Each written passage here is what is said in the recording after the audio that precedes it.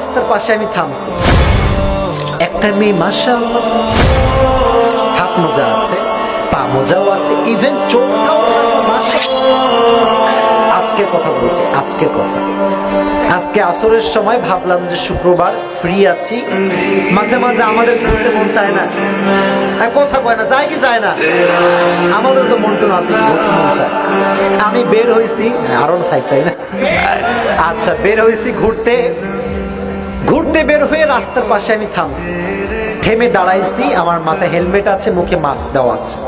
আমি অবাক হয়ে গেলাম, একটা মেয়ে মাশাআল্লাহ হাতে এটা কি হাত মোজা, হাত মোজা আছে, পা মোজাও আছে, ইভেন চোখটাও ঢাকা মাশাআল্লাহ।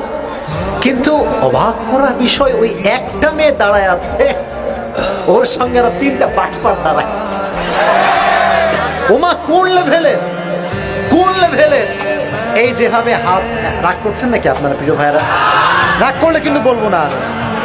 এই যে দেখেন, এভাবে আমি দেখাচ্ছি আমার দিকে, এভাবে হাত গোছানো, এখানে পুরোটা কি ব্রেসলাইট না কি বলে এটাকে, ব্রেসলেট তাই না, এটা পড়ছে, এখানে তাবিজ পড়ছে, গলায় আবার সোনার চেইনও পড়ছে।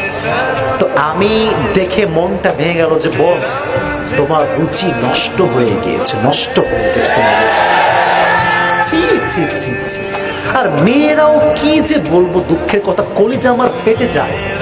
কিছু কিছু মেয়ে আছে দিনদার ছেলে পছন্দ করে না, 5 ওয়াক্ত নামাজি পছন্দ করে না, দাড়িওয়ালা পছন্দ না করলে কিছু কিছু মেয়ে গাঁজাখোরকে খুব বেশি পছন্দ করে। এরকম মেয়ে বাংলাদেশে আছে না যুবক ভাইরা আমার? আমার বোনেরা, দিনদার যুবককে বিয়ে না করলে কপালে সুখ কিন্তু কোনটা আপনি খুঁজে পাবেন না, চিল্লাই কণ্ঠে কিনা।